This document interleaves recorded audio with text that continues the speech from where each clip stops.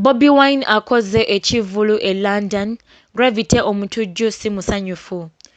Mwebale kubanga mwekumira ku Legit TV 256 nga bulijjo we tubaleetera amawulire ate agafa ku ba-celebrities bammwe wano e Uganda. Wawo n'okuba nga tukutuusaako embeera yonna eba egenda mu maaso wano mu ggwanga Uganda. Mwasibye mutya bannyabo ne bassebo, mugyebaleko egyo gyonna gye mukola era kansuubire nti mwenna muli bulungi. Mukwano gwe abadde tannaba kuba ng'osubscribinga, nsaba onyige mu ka subscription button osobole okuba ng'ate otweyungako nga n'amawulire gaffe ogafuna butereevu. Bobi Wine yakoze ekivvulu e London naye Gravity omutujju ye si musanyufu era nga abanja Bobi Wine ssente z'okuzimba eddwaliro.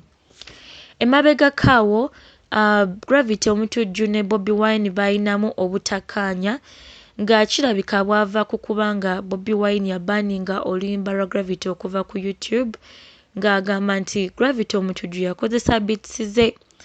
Wabula Gravity omutujju yavaayo n'agamba nti just tebamwagaliza kubanga ate asucceedinga mu music industry oba mu music career ye.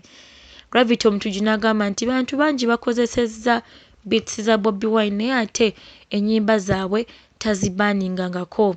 Wabula Gravity omutujju yagamba newankubadde oluyimba luggyeyo ku YouTube bantu bangi babadde baalufunye. Gravity omutujju era yavaayo kawe mabega we baali balina obutakkaanya ne Bobi Wine. Ono n'agamba nti Bobi Wine lwaki takwata ssente n'azimba eddwaliro, n'azimbira abakazi b'e Busaabala eddwaliro mwe banaazaalira. Kino kyava ku nsonga nga Bobi Wine agambye nti akasente k'abayimbi ate bazimbeko eddwaliro, wabula Gravity omutujju n'agamba nti tekyetaagisa kubanga ate bo bakwata akasente kaabwe ne bakazimbamu eddwaliro.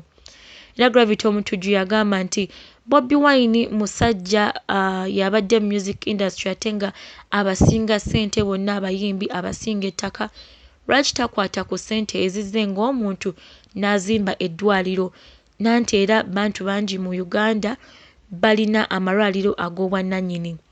Gravity omutujju era yayongera n'agamba Bobi Wine nti akooye ebigambo bye eby'amagezi ebitalina solution era ono n'agamba akooye okuba nga Bobi Wine abawa amagezi buli kadde naye nga talina solution, wabula engeri gy'ali omukulembeze ate alina okuba ekyokulabirako so akwate ssente azimbe eddwaliro. Gravity era twamulabako mu katambi ng'avuddeyo n'obusawo bwa seminti 2 n'omusenyu. Ono n'agamba nti ye awaddeyo contribution ye Bobi Wine kwaba atandikira okuzimba eddwaliro. Wabula ono yalaba nga Bobi Wine tawadde response yonna, ono n'akwata ekkubo ate n'abaako ettaka ku mataka ge yatoolako n'aliwaayo basobole okuba nga bazimbako eddwaliro. Wabula n'agamba nti ye yeetaaga contribution okuva wa Bobi Wine. We twogerera kati Bobi Wine yabadde akoze ekivvulu e London naye Gravity omutujju teyasanyuse. Ono yabadde ku live ya Kabaata era n'agamba nti Bobi Wine ssente ze yakozeemu ekivvulu e London zabadde zisobola okuba nga ate zizimba eddwaliro anti munnaye ye yawaayo ettaka kati alinze contribution ya Bobi Wine. Gravity omutujju era yavuddeyo nga si musanyufu era n'agamba nti ye tagenda kukoowa kubanga abanja eddwaliro. Ono yagambye nti alinayo ne show mu September era nga show agenda gituuma Project Twagala Ddwaliro. Tetumanyi bino ebintu bigenda kukomawa, tetumanyi oba Bobi Wine anaakontributinga ssente z'eddwaliro naye nga we twogerera Gravity omutujju ye agambye nti tagenda kubanga akomaawo mu kusaba Bobi Wine ssente z'eddwaliro anti Bobi Wine musajja mugagga era nga yasinga abayimbi bonna akasente. Gravity omutujju abantu abasinga baavuddeyo ne bamugamba nti yeetondere Bobi Wine nti ate kubanga yeetaaga Bobi Wine amwendosinga emyuziki we asobole okuba nga atambula. Wabula Gravity omutujju avuddeyo n'akakasa abantu n'agamba nti ye teyeetaaga Bobi Wine kumwendosinga kusobola okuba nga ate myuziki we atambula.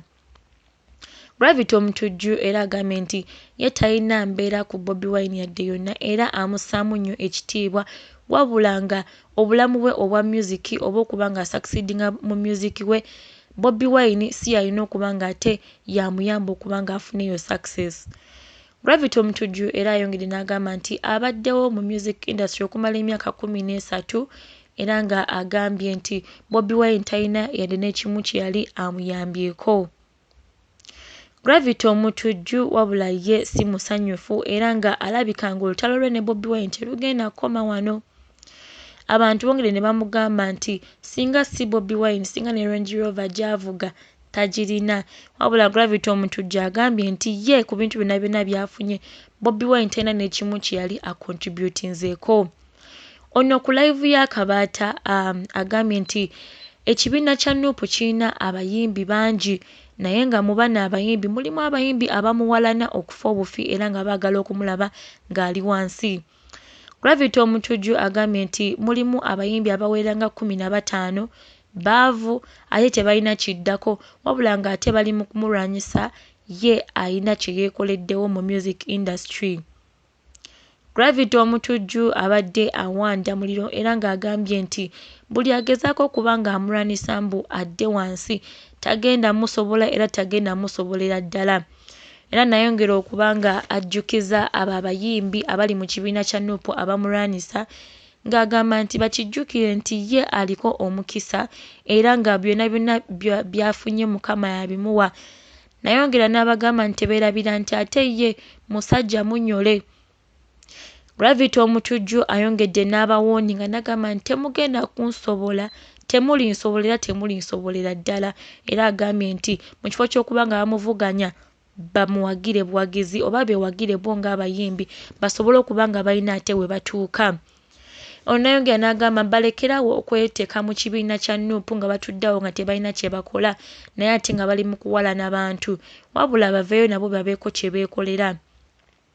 Gravity Omutujju ye si musanyufu era agambye nti bano tebalina kye bagenda sobola kumukola bonna abagezaako kuba nga bamuteeka wansi nga mu ntandika we baali tebamwagaliza kubanga ate abaako kye yeekolera mu bulamu bwe naye yagambye nti tebagenda kuba nga bamusobola.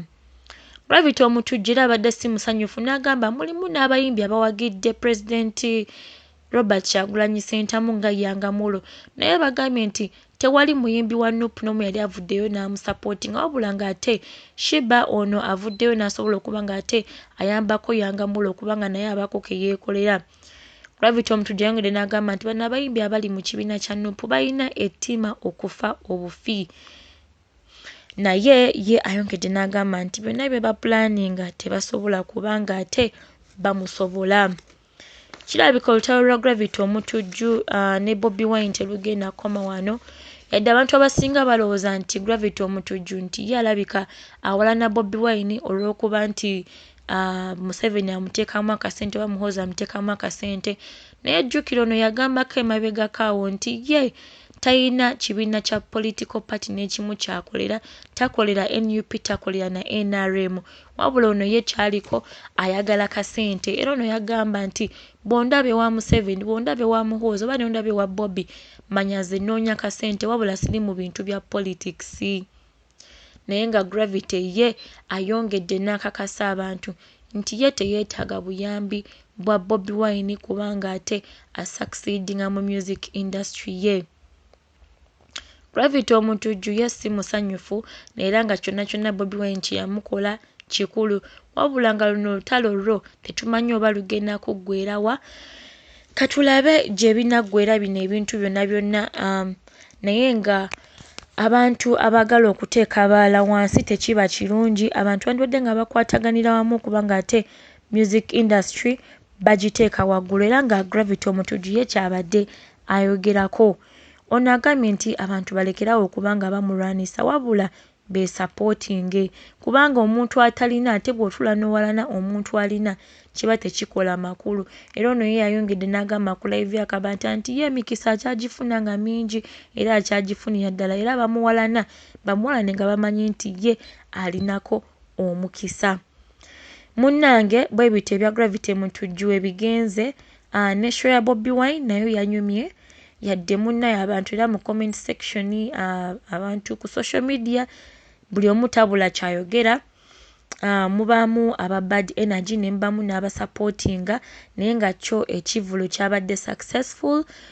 Mulimu n'akantu Bobi Wine ke yakomentinze ng'ayimba ng'agamba nti Muhoozi munnaaye ayina amakudde, yakayisizzaamu awo mu luyimba naye nga mulimu abantu abagambye nti Bobi Wine wabanga ali mu kuyimba abeere Bobi Wine, wabeera mu politics abeere Robert Kyagulanyi Ssentamu, wabula alekere awo ate okubanga abuzaabuza oba nga spreadinga bad energy.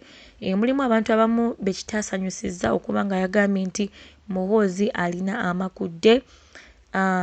Naye katusabe nti embeera eneetambula bulungi, tujja kuba nga tetukwongera amawulire amala ku binaaba biguddewo, naye nga tusabire Gravity omutujju okuba nga succeedinga music career ye, nanti agambye bangi abamulwanisa era nga abamanyi era nga gye bujjakawo maaso ajja kuba nga abatwatulira nga abatulaga abamulwanisa. Naye nga ekintu ekisinga kwe kuba nga ate abayimbi bonna bakwataganira wamu ne bajjawo entalo ne bakwataganamu ne basobola okuba nga balaba nga music industry egenda mu maaso. Okwerumaŋŋana tekulina gwe kukulaakulanya wabula okwerumaŋŋana kusigala nga kuzza abantu wansi, wabula ate bwe bakolera wamu ne bakwatagana music industry esobola okuba nga ate erina weetuuka. Eggulire olunaku lwaliro nsaba ndikumye wano, tujja bba nga tukwongera ate amawulire agasingako. Katusinkane mu vidiyo yaffe eddako. Mbaagala nnyo, mweraba.